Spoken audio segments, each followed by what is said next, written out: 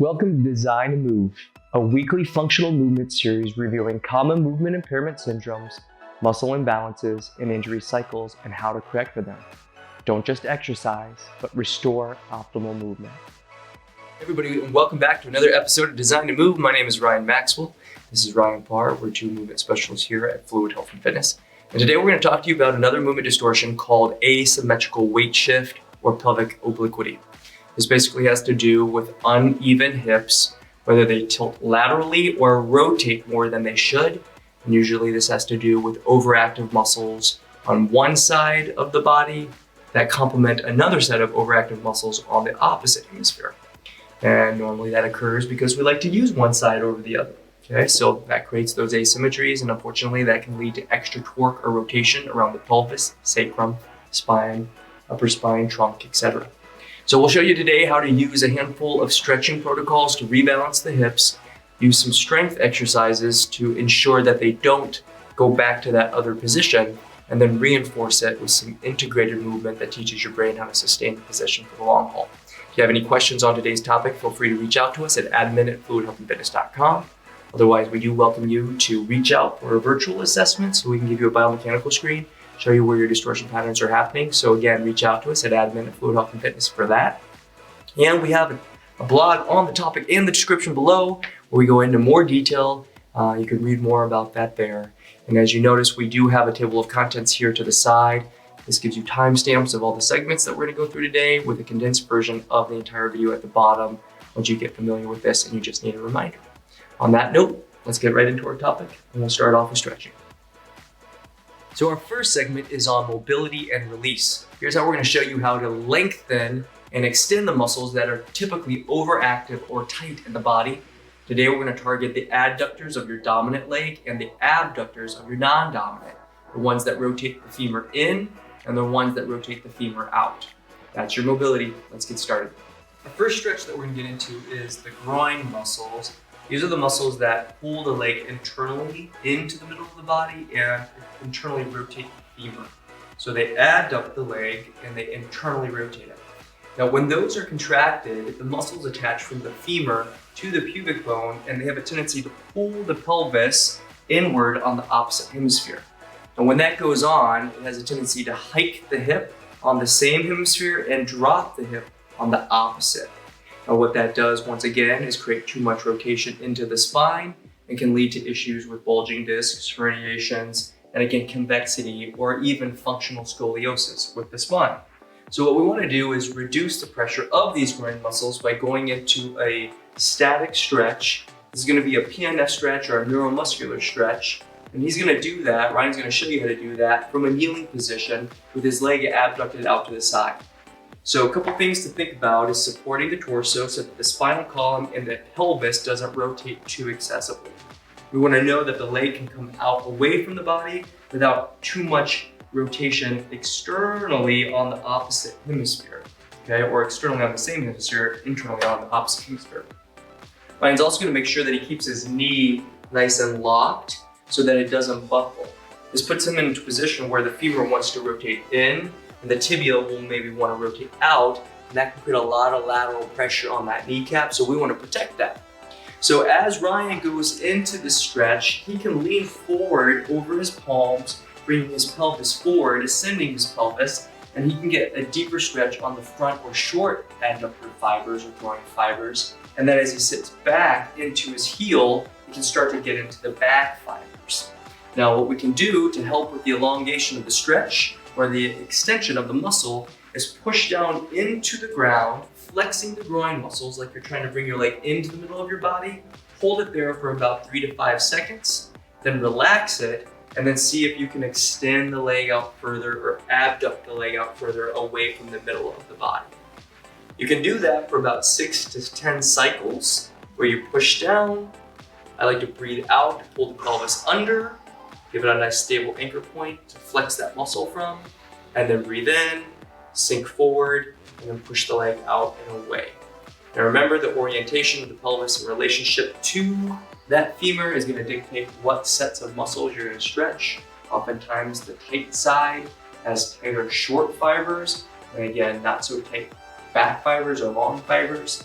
So either way, we want to know that we can get the leg away from the body into abduction about 40 degrees or 30 degrees without any additional rotation of the pelvis. So use that as your landmark in determining what side or in determining how far out you're going to bring that leg. Now that we've done the groin muscles, and Ryan, you can come out, we're going to go into the abductor or external rotators on the opposite hemisphere.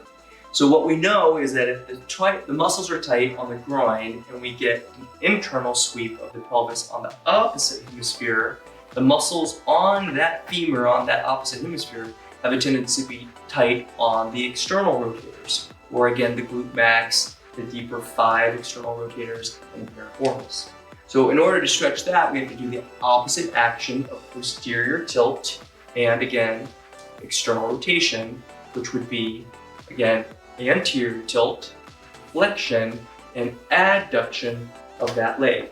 So Ryan's going to do that by getting into all fours. He's going to pull his left leg across the midline of the body so that the kneecap is just adjacent to his sternum, and his toes are going to be internally rotated. So he's going to allow the tibia to rotate inward by pulling the foot inward. Now from there, he's going to extend his right arm in front of him, bring it out and towards the middle of the body. So he's going to create again some lateral pressure there. And then he's going to pull his left arm out and away. Now, if he doesn't have that balance point, he can always put his hand off to the side. But the goal here is to keep the shoulder in retraction on the left side. Now, the goal, once again, is to exert some medial pressure in the opposite hip. So his right hip should be pulled down towards the ground so that he can get the sacrum back and around and get a nice deep stretch from the lateral rotators on his left hemisphere. If he notices that his knee starts to buckle or his foot starts to kick inward like so, or his hip starts to rotate up, or his back starts to again round, this is a good indication that the muscle's too tight and he's gone too far into that stretch. So he's going to try his best to keep his back in extension.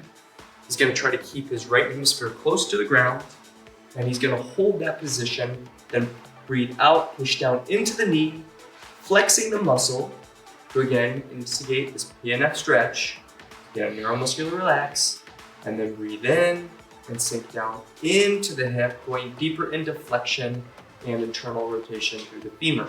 So what you can do is as you sink and you breathe in, rotate the knee inward on the left, flex the groin on the left, and place the hip deeper into flexion by sitting the butt backwards. He can use his opposite right palm to assist with the pressure, create some external force through his shoulder flexion, and then go through multiple iterations of that PNF protocol by flexing the muscle, holding it under tension, let it relax, breathe in, and sink back into a deeper stretch. And there it is. So very simply put, oftentimes the muscles that internally rotate the femur on a dominant side will pull the pelvis inward on the opposite hemisphere and pull it under. That action places the muscles on the opposite hemisphere into a state of contraction that extend the hip and rotate the femur out. So what we'd like to do is reestablish the natural symmetries by reducing the groin or the adductors on the dominant and the abductor external on the non-dominant. And that should get your hips back to a neutral alignment and an upright mid-stance phase where both feet are on the ground. You won't see one hip shifting forward over the other. And again, you would normally see the opposite hip of the dominant side rotated forward if you saw that relationship. So make sure to be aware of that. If you're having a hard time, again, reach out to us if you can't see it yourself, but we'll help you to identify that, and then we can give you the right sequence of stretches to get your body back to balance. There it is. Our second segment is activation. Here's where we show you how to target specifically the muscles that are normally not recruited or are weak because they've been stretched.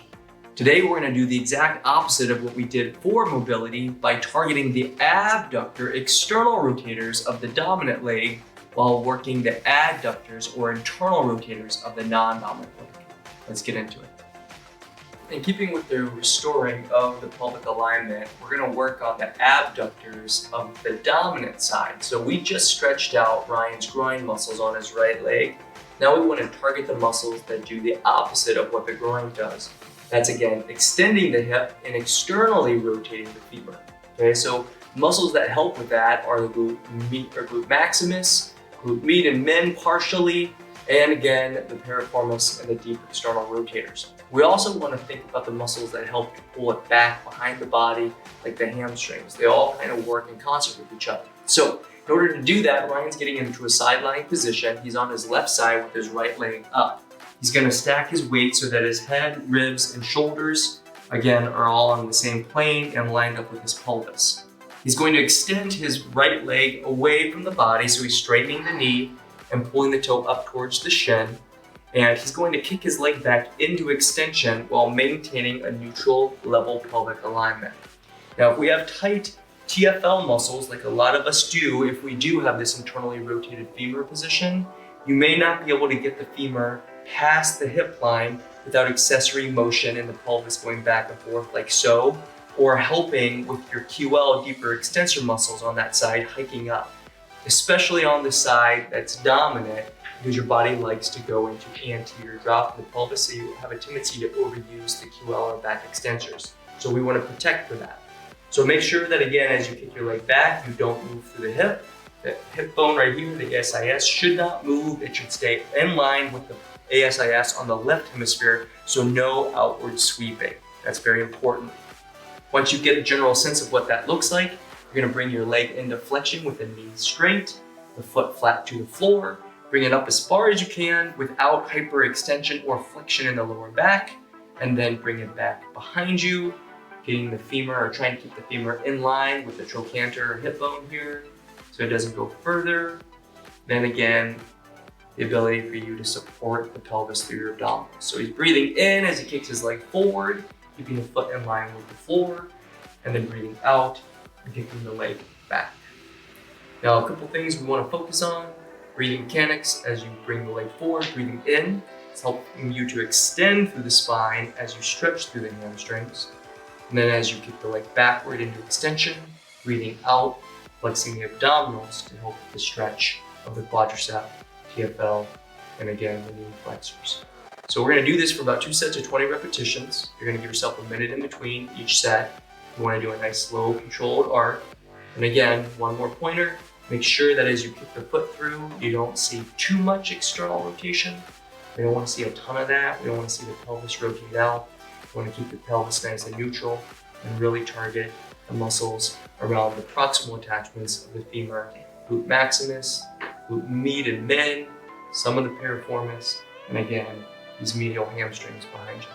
So good job, Ryan. We would only do that on the dominant side, and then we would go into an activation of the other side of the body, the groin. So while we have Ryan in this position, we can actually get right into it. So the left side had a tendency to be externally rotated, meaning the femur was rotated outward, where you would see the knee go into varus, meaning away from the body, inside out.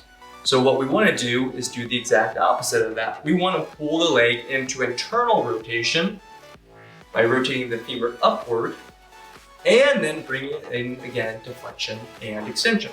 So Ryan's getting his hips into a neutral position. He wants to make sure that his hip doesn't rotate forward too much or backward too much.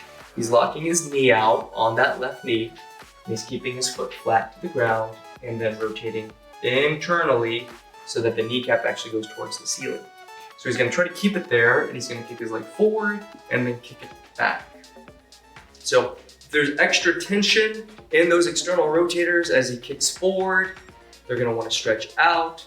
His hip's going to want to rotate in the opposite direction. And once again, our goal here is to keep it neutral. So if we know that the left hip likes to rotate in too much as he kicks backwards, it has a tendency to want to rotate his pelvis excessively. So we want to make sure that we keep the pelvis nice and neutral by again practicing the same breathing mechanics. Breathe out as the leg gets kicked back. Breathe in as you pull it forward into flexion. And once again, try to keep your hip bones in line with each other. Ryan's doing that. He's doing a really good job of doing that. And if you guys can see that from this angle, he's not letting his hips move around too much and his back's nice and straight. So that's good, Ryan. So one more time, we would do 2 sets of 20 repetitions on both sides of the body. One with the abductors on the right side, if that was your dominant, and then a set on the adductors on the left side if that was your regressive or your non-dominant, and that will take you through activation. Our third segment is integration. Here's where we teach the mind and muscle connection. What we're trying to do is reestablish a motor program that coordinates the movement of the ankle, knee, and hip in a synchronized way that protects the joints and allows us to create clean and efficient movement. Today, for unequal or asymmetrical hip, you are going to target this through a single leg hip press while trying to maintain the equilibrium of the hips. Let's get into it.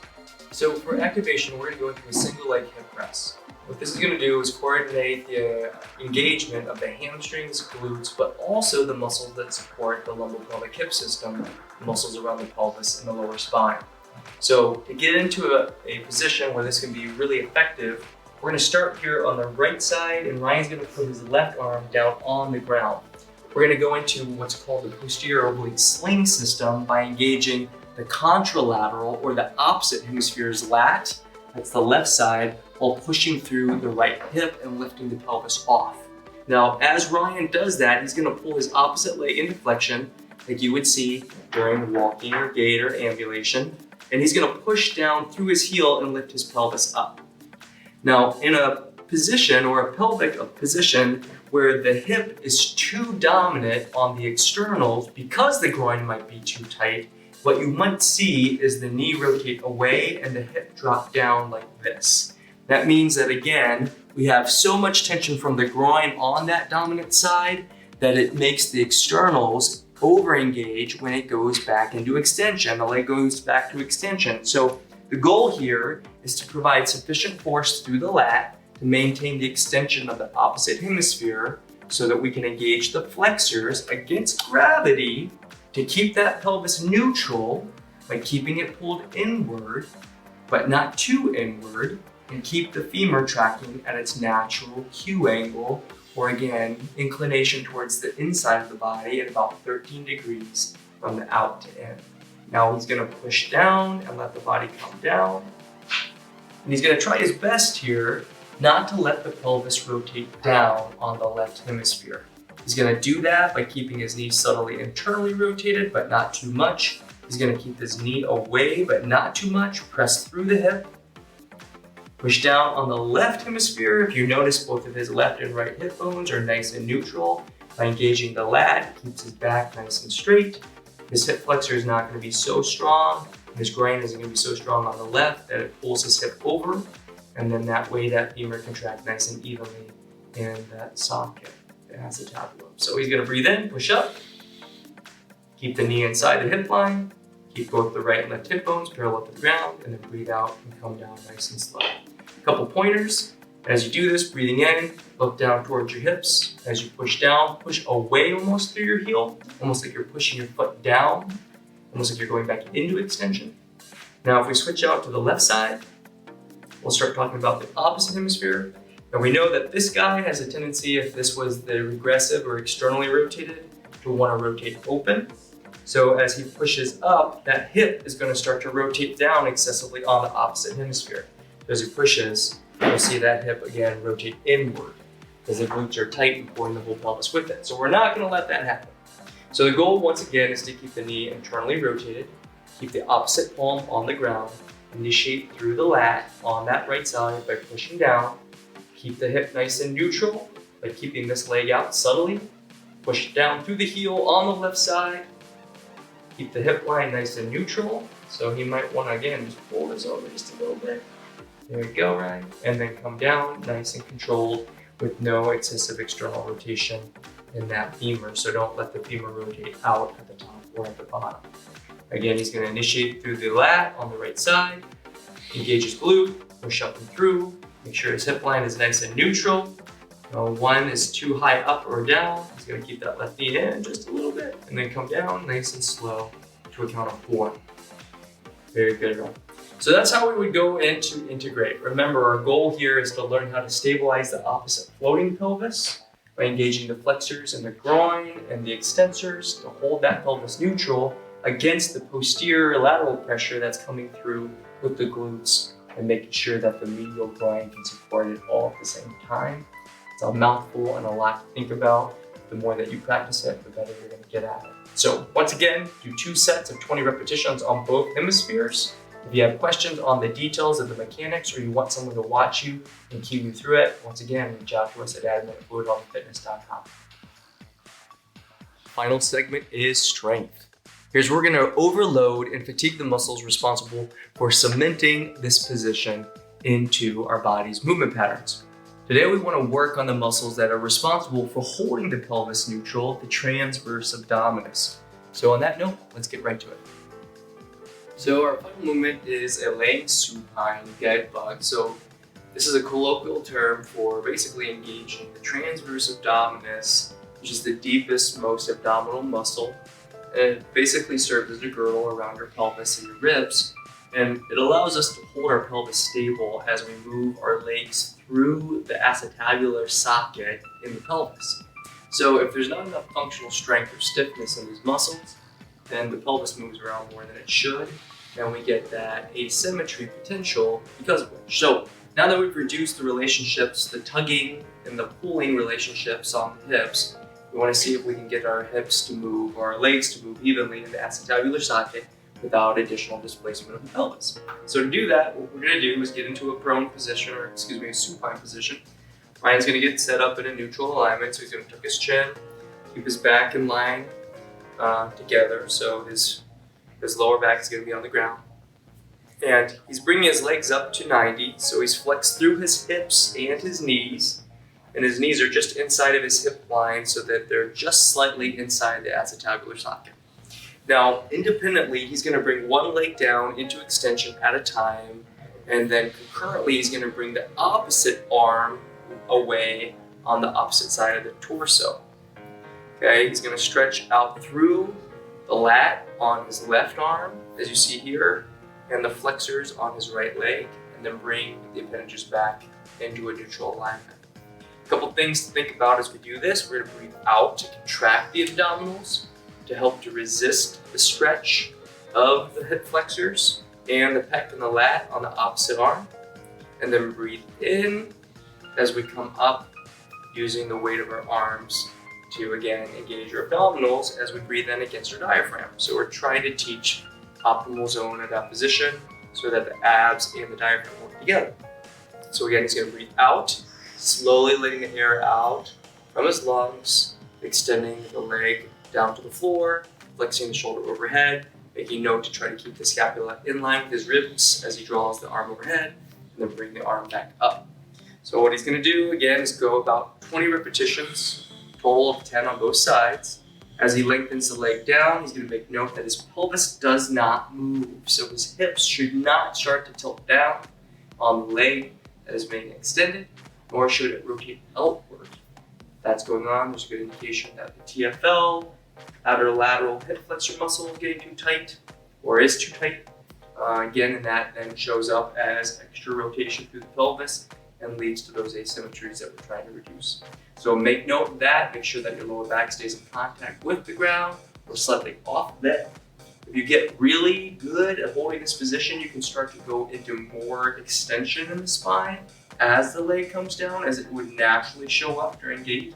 But you want to be careful of that you don't hyperextend as the leg comes through. One more time, if you notice that the legs are too open as they're up in flexion, like so. So if you had them open like that, or again, one starts to rotate to one side over the other, you're going to notice again, pelvis starts to move around.